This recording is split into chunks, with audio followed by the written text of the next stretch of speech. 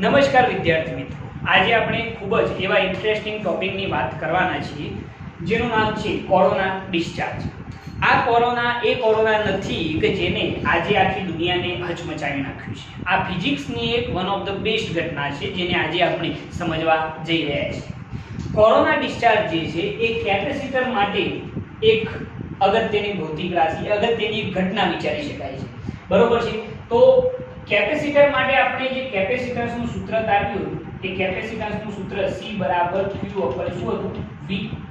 આ સૂત્ર આપણે લાસ્ટ ટાઈમ વિડિયો લેક્ચરની અંદર જોઈ ચૂક્યા છીએ. હવે આ જે કેપેસિટન્સનું સૂત્ર છે એની વ્યાખ્યા પણ લાસ્ટ ટાઈમ આપણે જોઈ હતી. વ્યાખ્યા શું હતી? કેપેસિટરની વિદ્યુત ભારને ધારણ કરવાની ક્ષમતા, જેને આપણે શું કહીએ છીએ? કેપેસિટન્સ.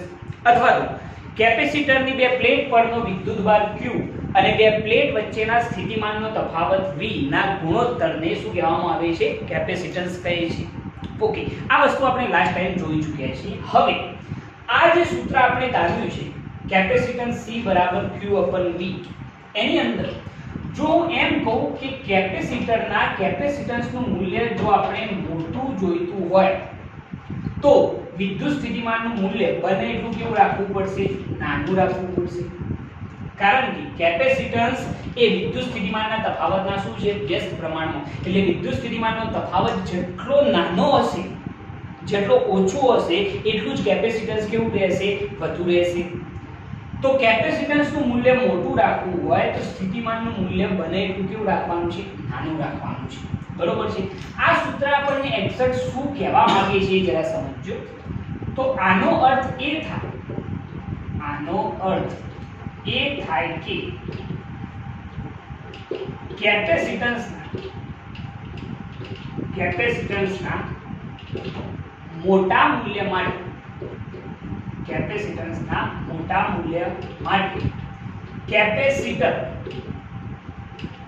પ્રમાણમાં નાના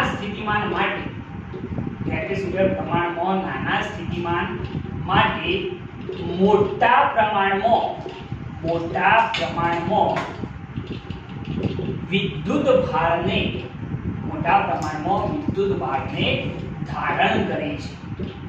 આ સ્ટેટમેન્ટને બરોબર સમજજો કે આખું સ્ટેટમેન્ટ શું કહેવા માંગે છે. કે આ જે સૂત્ર છે એના ઉપરથી તો આપણને એવું જ કહેવામાં આવે છે કે કેપેસિટન્સ C બરાબર Q upon V. તો કેપેસિટન્સનું મૂલ્ય મોટું રાખવું હોય તો સ્થિતિમાનનું મૂલ્ય બને એટલું કેવું રાખવાનું છે? નાનું રાખવાનું છે. બરોબર છે? સાથે સાથે વિદ્યુત ભાર બને એટલો મેક્સિમમ એના ઉપર લાવવાનું છે. તો આ ઘટના આખી એક સમજવા જેવી ઘટના બની છે. આપણે લાસ્ટ ટાઈમ ડિસ્કસ કરી ચૂક્યા છીએ કે કેપેસિટન્સ જે છે એ વિદ્યુત ભાર અને વિદ્યુત સ્થિતિમાન ના તફાવતથી સ્વતંત્ર હોય છે. એની સાથે એની કંઈ લેવા દેવા હોતું નથી. પરંતુ એ જ ઘટના આજે આપણે બીજી રીતે સમજવા જઈ રહ્યા છીએ કે આ જે સૂત્ર છે એનો અર્થ શું થાય? તો આનો અર્થ એ થાય કે કેપેસિટન્સના મોટા મૂલ્ય માટે કેપેસિટર પ્રમાણમાં નાના સ્થિતિમાન માટે મોટા પ્રમાણમાં વિદ્યુત ભારને શું કરે છે? ધારણ કરે છે. સ્થિતિમાન કેવું હશે? ઓછું રાખવામાં આવશે અને વિદ્યુત ભારને બને એટલો એ ધારણ કરે છે. તો એનું કેપેસિટન્સ કેવું રહેશે? વધુ રહેશે. બરોબર છે? આ ઘટનાને સમજવા માટે હું તમને એક બીજું ઉદાહરણ આપી શકું. સમજી લો કે અહીંયા આગળ કોઈ એક ઘોડો છે. બરોબર છે? આપણે જનરલી જે વિદ્યુત ભાર હોય છે એ કેવા અંતરેથી લાવીએ છીએ? તો ઇન્ફાનાઇટ અંતરેથી લાવીએ છીએ. તો આ ઘોડા પર અથવા તો આ સુવાહકની પ્લેટ પર આપણે જેમ જેમ વિદ્યુત ભાર લાવી જઈએ છીએ તેમ તેમ આપણને ખ્યાલ છે સ્થિતિમાન શું થશે? વધી જશે. વિદ્યુત સ્થિતિમાનની વ્યાખ્યા તમને યાદ હશે. કેવા અંતરેથી? અનંત અંતરેથી એકમ ધન વિદ્યુત ભારને વિદ્યુત ક્ષેત્રમાંના અથવા તો ઘોડા પરના કોઈ બિંદુએ લાવવા માટે વિદ્યુત ક્ષેત્રની વિરુદ્ધ દિશામાં કરવા પડતા કાર્યને શું કહેવાય છે? સ્થિતિમાન. ઓકે, હવે જરા જોજો. આ વસ્તુ આપણે જોઈ ચૂક્યા છીએ. વિદ્યુત ભારને આપણે આ ઘોડા પર લાવીએ તો સમજી લો પહેલો વિદ્યુત ભાર આપણે લાવ્યા તો એનો વિરોધ કરવાનું કોઈ છે નહીં. પરંતુ હવે જ્યારે આ વિદ્યુત ભાર આવશે તો એના લીધે અહીંયા આગળ કંઈક ના કંઈક વિદ્યુત સ્થિતિમાનનો તફાવત ક્રિએટ થવાનો છે. હવે બીજા વિદ્યુત ભારને લાવવા જઈશું તો આના દ્વારા જે વિદ્યુત ક્ષેત્ર ઉદ્ભવે છે જે આ દિશામાં હશે ધન વિદ્યુતભારનું વિદ્યુત ક્ષેત્ર કઈ દિશામાં હોય? આ દિશામાં હોય છે. તો એ વિદ્યુત ક્ષેત્ર આ વિદ્યુતભારની ગતિનો વિરોધ કરશે. તો આપણે આ વિદ્યુતભારને અહીંયા સુધી લાવવા માટે, બીજા વિદ્યુતભારને અહીંયા સુધી ગોળા પર લાવવા માટે કંઈક ના કંઈક કાર્ય કરવું પડશે. છતાંય આપણે એને લાવી દઈશું. બે થયા. હવે આ બે ભેગા થઈ અને વિદ્યુતભારોનો વિરોધ કરશે. છતાંય આપણે ત્રીજાને લાવીશું. કાર્ય એટલું બધું કરવું પડશે. જેટલા વિદ્યુતભારો વધુ હશે એટલો વિરોધ વધતો જવાનો છે. તો આપણે એનાથી વિરુદ્ધ દિશામાં ગતિ કરાવીને વિદ્યુતભારને અહીંયા લાવવા માટે કાર્ય વધુ કરવું પડશે. તો સમજો આ 3 થયા, પાછો ચોથો આવ્યો, પાંચમો આવ્યો, છઠ્ઠો આવ્યો, સાતમો, એમ ઘણા બધા વિદ્યુતભારોને આપણે અહીંયા લાવી દઈએ છીએ. આપણને ખ્યાલ છે કે જેમ જેમ વિદ્યુતભારો અહીંયા આવી જશે તેમ તેમ વિદ્યુત સ્થિતિમાન વધતું જવાનું છે. જેમ જેમ ગોળા પર અનંત અંતરેથી વિદ્યુતભારો આપણે ગોળા પર લાવી જઈએ છીએ તેમ તેમ વિદ્યુત સ્થિતિમાનનો તફાવત ઇન્ક્રીઝ થવાનો છે, વધવાનો છે. સાથે સાથે જેટલા વિદ્યુતભારો અહીંયા વધુ હશે એટલું વિદ્યુત ક્ષેત્ર પણ શું થવાનું છે? વધી જવાનું છે. આપણને ખ્યાલ છે. તો વિદ્યુત ક્ષેત્ર પણ શું થવાનું છે? ઇન્ક્રીઝ થવાનું છે.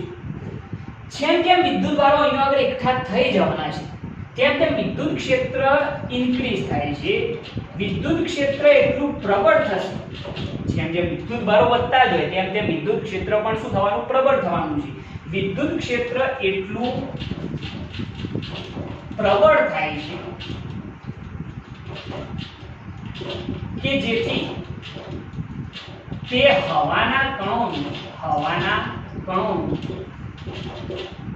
આયનીકરણ શરૂ કરે છે. હવાના કણોનું આયનીકરણ થવા લાગે છે. આ ઘટનાને ડાઇલેક્ટ્રિક બ્રેકડાઉન અથવા શું કહેવાય છે? Corona discharge.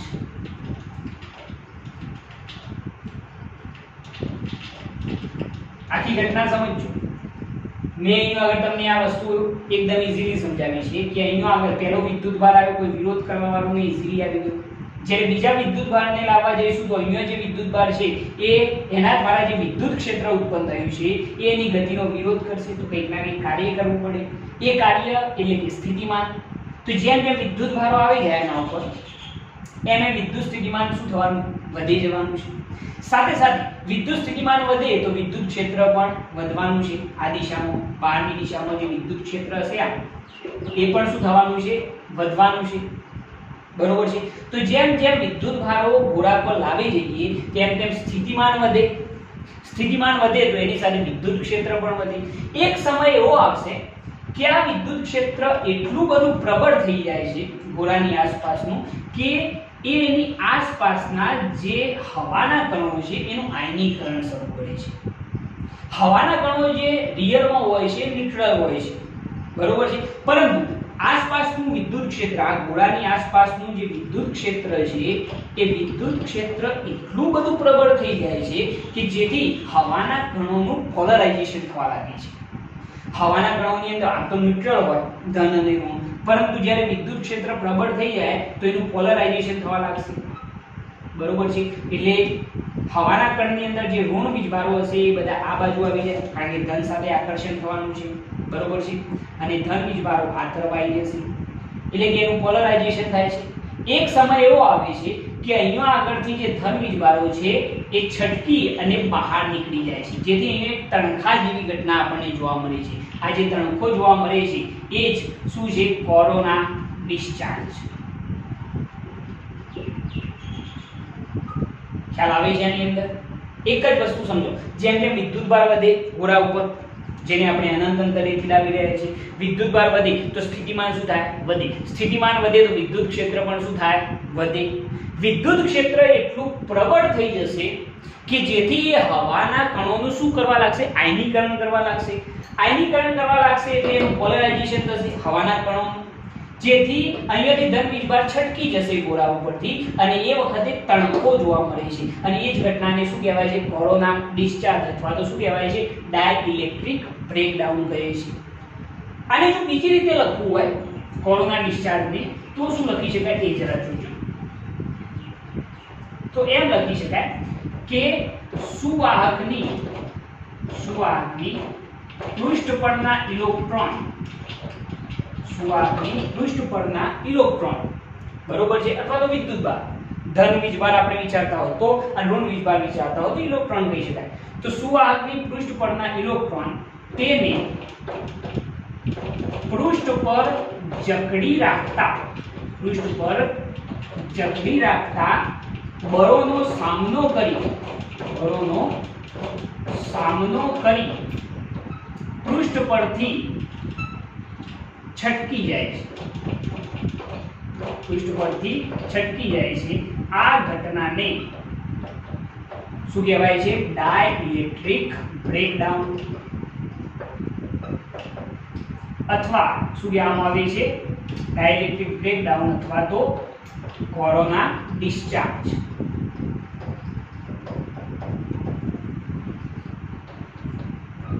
બરોબર છે. ટૂંકમાં જે આયનીકરણની ઘટના થવા લાગે, આસપાસ વિદ્યુત ક્ષેત્ર એટલું વધી જાય. વિદ્યુત ક્ષેત્ર કેમ વધી જાય? કારણ કે વિદ્યુત ભારો એટલા બધા આવશે કે વિદ્યુત સ્થિતિમાન વધશે, એની સાથે સાથે વિદ્યુત ક્ષેત્ર પણ વધે છે, અને વિદ્યુત ક્ષેત્ર એટલું પ્રબળ થઈ જાય કે જેથી હવાના કણોનું આયનીકરણ થવા લાગે. આ જે આયનીકરણ થવાની ઘટના છે એને જ આપણે શું કહીએ છીએ? કોરોના ડિસ્ચાર્જ, અથવા તો એને શું કહેવાય છે? Dielectric breakdown. ઓકે, હવે આની અંદર જો આપણે કેપેસિટરની વાત કરીએ, આ જરા તમે નોટ કરી લેજો, તો એના માટે આપણે શું વિચારીશું? કેપેસિટરની બે પ્લેટ માટે જો વિચારીએ તો એની અંદર શું ઘટના બને છે એ પણ જરા આપણે જોઈ લઈએ. તો એ જરા જોઈએ. તો એના માટે શું વિચારી શકાય? સમજી લો, આપણે કેપેસિટરની બે પ્લેટો વિચારીએ. સમજી લો કે કેપેસિટરની બે પ્લેટો આ રીતે વિચારી લઈએ. તો એક ધન પ્લેટ અને એની નજીકમાં બીજી શું હશે? ઋણ પ્લેટ. વચ્ચે જે છે એ ડાઇલેક્ટ્રિક માધ્યમ છે, હવા છે. હવે આ બે પ્લેટો ઉપર, આના ઉપર ધન વીજભાર અને આના ઉપર ઋણ વીજભાર એટલો બધો આપણે પ્રસ્થાપિત કરીએ કે જેથી એની આસપાસનું વિદ્યુત ક્ષેત્ર એટલું પ્રબળ થઈ જાય કે જેથી હવાના કણોનું શું થાય? આયનીકરણ થાય. તો શું થશે? તો એ વખતે જ્યારે કોરોના ડિસ્ચાર્જ થાય, ડાઇલેક્ટ્રિક બ્રેકડાઉન થાય, તો એ વખતે એક પ્લેટ પરથી ઇલેક્ટ્રોન જે છે એ ગતિ કરી, એટલે કે પ્રવેગિત થઈ અને ક્યાં આવશે? બીજી પ્લેટ પર. અને આ જે કેપેસિટર છે એ કેપેસિટર કેવું બની જશે? નકામું થઈ જશે. જો વિદ્યુતભાર એક પ્લેટ પરથી બીજી પ્લેટ પર આવવાનું શરૂ થાય તો કેપેસિટર જે છે એ કેવું બની જાય? નકામું બની જશે. તો એના માટે પણ આપણે લખીએ કે કેપેસિટર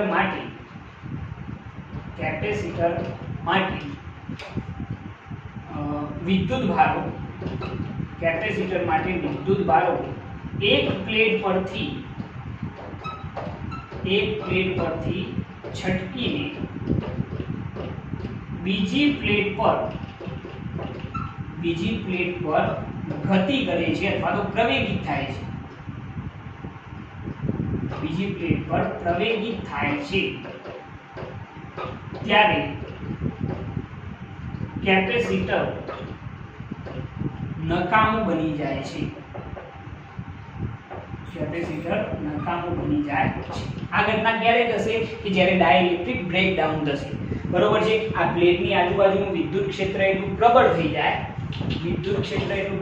જાય કે જેથી હવાના કણોનું શું શરૂ થાય? આયનીકરણ.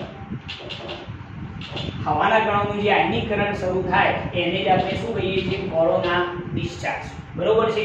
કોરોના ડિસ્ચાર્જ થાય એટલે પ્લેટ પરથી વિદ્યુતભાર છટકી અને ક્યાં જતો રહેશે? બીજી પ્લેટ પર. તો કેપેસિટર કેવું બની ગયું કહેવાય? નકામું બની ગયું એવું કહેવામાં આવશે. ઓકે, એના પછી એક બીજી જો આપણે વાત કરીએ તો એ આવે છે ડાઇલેક્ટ્રિક સ્ટ્રેન્થ.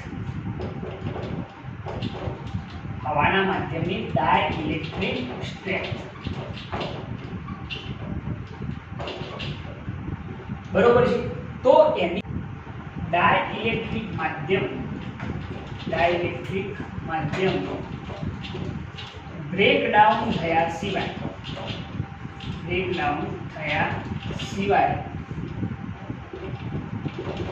જે મહત્તમ વિદ્યુત ક્ષેત્રનો સામનો કરી શકે એને ડાઇલેક્ટ્રિક સ્ટ્રેન્થ કહે છે. વ્યાખ્યા શું છે જરા સમજજો કે આપણું જે ડાઇલેક્ટ્રિક માધ્યમ છે એ બ્રેકડાઉન થયા સિવાય જે મહત્તમ વિદ્યુત ક્ષેત્રનો સામનો કરી શકે તેને શું કહેવામાં આવશે? Dielectric strength. આ જે વ્યાખ્યા છે એ શોર્ટ ક્વેશ્ચનની અંદર તમને પૂછાઈ શકે છે એટલે જરા ધ્યાન રાખજો. ડાઇલેક્ટ્રિક સ્ટ્રેન્થની આપણે વાત કરીએ તો હવા માટેની જે ડાઇલેક્ટ્રિક સ્ટ્રેન્થ છે એ યાદ રાખજો 3 × 10⁶ વોલ્ટ પ્રતિ મીટર છે, અથવા તો પછી 3 કિલોવોટ પ્રતિ શું કહેવામાં આવશે? મિલીમીટર પણ કહી શકાય છે. બરોબર છે. ડાઇલેક્ટ્રિક સ્ટ્રેન્થ હવાની કેટલી છે કે 1 મિલીમીટરની અંદર કેટલું વિદ્યુત ક્ષેત્ર? 3 કિલોવોટ જેટલું વોલ્ટેજ એ સહન કરી શકે છે. તો એની ડાઇલેક્ટ્રિક સ્ટ્રેન્થ છે. ઓકે, આટલા વિદ્યુત ક્ષેત્ર માટે જો આપણે કેપેસિટરની વાત કરીએ તો આટલા વિદ્યુત ક્ષેત્ર માટે કેપેસિટરની બે પ્લેટ વચ્ચે 3 × 10⁴ વોલ્ટ વિદ્યુત સ્થિતિમાનનો તફાવત હોય છે. જો આટલું વિદ્યુત ક્ષેત્ર હોય તો એ વખતે કેપેસિટરની બે પ્લેટ વચ્ચે ઓછામાં ઓછો વિદ્યુત સ્થિતિમાનનો તફાવત કેટલો થવો જોઈએ? 3 × 10⁴ વોલ્ટ જેટલો થવો જોઈએ. તો આ થઈ ગઈ વાત ડાઇલેક્ટ્રિક સ્ટ્રેન્થની. બરોબર છે. દરેક માધ્યમની ડાઇલેક્ટ્રિક સ્ટ્રેન્થ અલગ અલગ હોય છે જે આપણે અહીંયા સમજવાની છે. તો આ રીતે આખી કોરોના ડિસ્ચાર્જની જે ઘટના છે એ તમે ઇઝીલી સમજી શકો છો. ઓલ ઓવર કેવું હોય તો આ એક લિમિટ છે કે આનાથી વધારે વિદ્યુત ભારને કેપેસિટર ધારણ કરી શકશે નહીં. જો એનાથી વધારે ધારણ કરવામાં આવશે તો એ શું કરશે? બહાર ફેંકી દેશે. બરોબર છે. તો અહીંયા આગળ આખી ઘટના આપણે કઈ રીતે સમજ્યા? એક વાર ફરીથી યાદ કરાવી દઉં ડાઇલેક્ટ્રિક બ્રેકડાઉન શું છે. તો આપણે વિદ્યુત ભારને ક્યાંથી લાવ્યા? અનંત અંતરેથી. જેમ જેમ આ ગોળા પર લાવી જઈએ તેમ તેમ શું વધતું જાય? જેમ જેમ વિદ્યુત ભાર વધતો જાય તેમ તેમ સ્થિતિમાન પણ શું થાય? વધતું જાય. સ્થિતિમાન શું છે એક્ઝેક્ટ ખબર છે? વિદ્યુત ભારને જ્યારે અહીંયાથી અહીંયા સુધી લાવીએ તો એની ગતિનો એ શું કરે? વિરોધ કરે છે. બરોબર છે. તો જેમ જેમ વિદ્યુત ભાર વધતો જાય તેમ તેમ સ્થિતિમાન વધતું જાય. જેમ જેમ સ્થિતિમાન વધતું જાય તેમ તેમ વિદ્યુત ક્ષેત્ર પણ વધતું જાય. આ વિદ્યુત ક્ષેત્ર એટલું પ્રબળ થઈ જાય કે જેથી હવાના કણોનું આયનીકરણ થવા લાગે. આયનીકરણ એટલે શું મેં તમને સમજાવ્યું કે પોલરાઇઝ થવા લાગશે હવાના કણો અને પછી એક તણખો થશે. અને તણખો થવાની જે ઘટના છે એને શું કહેવાય છે? ડાઇલેક્ટ્રિક બ્રેકડાઉન અથવા તો કોરોના ડિસ્ચાર્જ. બરોબર છે. તો આ રીતે તમે આખી થિયરીને વ્યવસ્થિત સમજી શકો છો. તમે દરેક પોઈન્ટને વ્યવસ્થિત તમારી નોટબુકની અંદર લખો અને દરેકને એક્ઝેક્ટ સમજો. તો આ થિયરી એક્ઝેક્ટ તમારા મગજમાં બેસી જશે. નેક્સ્ટ ટાઈમ આપણે એક નવા વિડિયો સાથે હાજર થઈશું. જ્યાં સુધી જય ભારત.